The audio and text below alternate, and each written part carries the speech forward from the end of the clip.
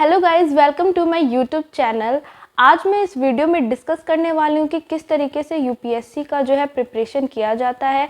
जब कोई भी एस्पिरेंट मन बना लेता है कि उसको यूपीएससी का प्रिपरेशन करना है, तो सबसे पहले उसको क्या करना चाहिए, फर्स्ट स्टेप उसको क्या उठाना चाहिए, उस बारे में मैं इस वीडियो में डिस्कस करने वाली हूँ। तो सबसे पहले तो यूपीएससी हो या फिर कोई भी एग्ज़ाम हो, चाहे वो स्टेट लेवल का पीसीएस एग्ज़ाम हो, चाहे वो लोअर पीसीएस एग्ज़ाम हो, किसी भी एग्ज़ाम को तैयारी करने से पहले सबसे पहले आप लोग को उसके वेबसाइट पे जा कर के उसका सिलेबस डाउनलोड कर लेना चाहिए। मतलब सिलेबस आपको अच्छी तरीके से देख लेना चाहिए कि आप जो पढ़ने जा रहे हो, जिस चीज़ का प्रिपरेशन करने जा रहे हो, वो आखिर है क्या।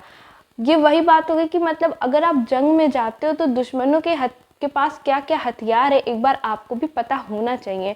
सिमिलरली यूपीएससी की भी तैयारी करने के लिए सबसे फर्स्ट स्टेप यही है कि आप यूपीएससी की वेबसाइट पे जाइए और उस वेबसाइट पे जा कर के आप यूपीएससी का सिलेबस डाउनलोड कर लीजिए।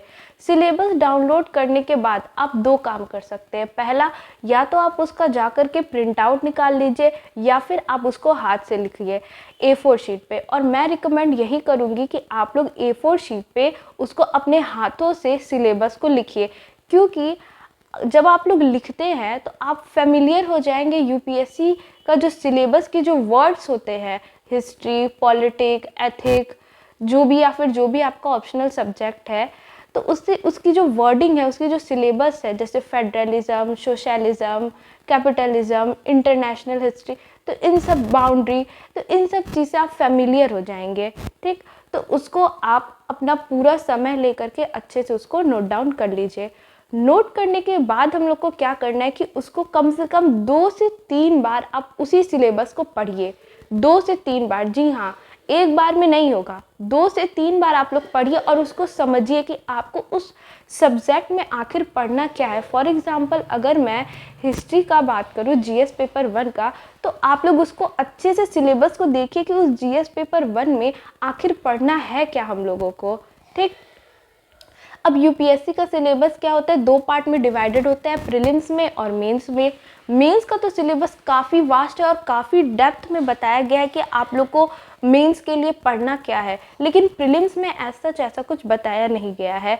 तो मोस्टली जो लोग होते हैं और टॉपर भी यही एडवाइस करते हैं कि आप लोग को प्रीलिम्स और मेंस दोनों का ही इंटीग्रेटेड स्टडी करना चाहिए। और मैं सच बताऊँ तो अगर आप मेंस का पढ़ोगे तो अपने आप प्रीलिम्स का भी तैयार हो जाएगा। इनफैक्ट काफ़ी अच्छे से प्रीलिम्स ही कवर हो जाएगा। इसीलिए लोग कहते हैं कि प्रीलिम एंड मेंस का, आई मीन टॉपर कहते हैं कि प्रीलिम्स एंड मेंस का जो है इंटीग्रेटेड स्टडी करना चाहिए। अब सिलेबस की तो बात यहाँ पर ख़त्म हो गई। अब नेक्स्ट स्टेप होता है कि पढ़े कैसे।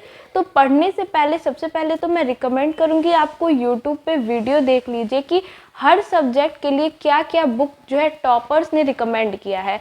अब टॉपर्स का भी अगर आप लोग को नहीं ठीक लगता है, काफ़ी हेक्टिक लगता है, तो आप लोग चाहे तो किसी इंस्टीट्यूट को ज्वाइन कर सकते हैं। लेकिन मैं ये वीडियो बना रही हूँ क्योंकि मैं खुद सेल्फ स्टडी करती हूँ।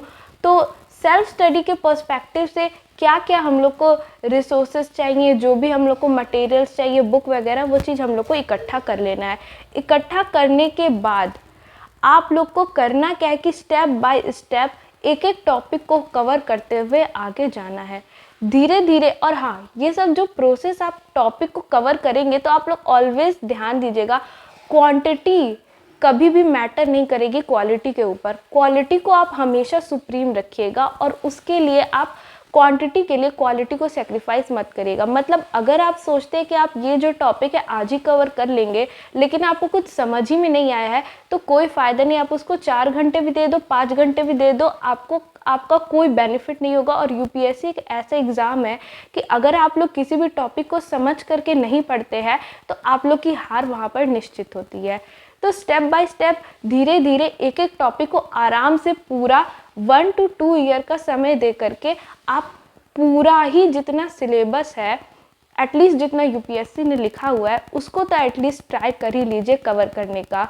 नेक्स्ट स्टेप आता है कि रिवीजन करना रहता है, काफ़ी रिवीजन्स होते हैं, मॉक वगैरह लगाना पड़ता है।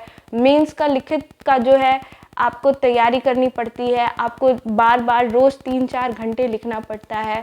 प्रीलिम्स का आपको मॉक देना रहता है। काफ़ी सारी मैगज़ीन्स वगैरह निकलती है जिसको आपको पढ़ना रहता है। मैं अभी इस वीडियो को एंड करती हूँ। नेक्स्ट वीडियो में इस पे मैं और आगे बात करूँगी। अगर आपको मेरी वीडियो अच्छी लगे तो आप इसको लाइक कर देना। अगर आप मेरे चैनल पे न्यू हो तो प्लीज़ इसको सब्सक्राइब कर देना। Thank you guys for watching.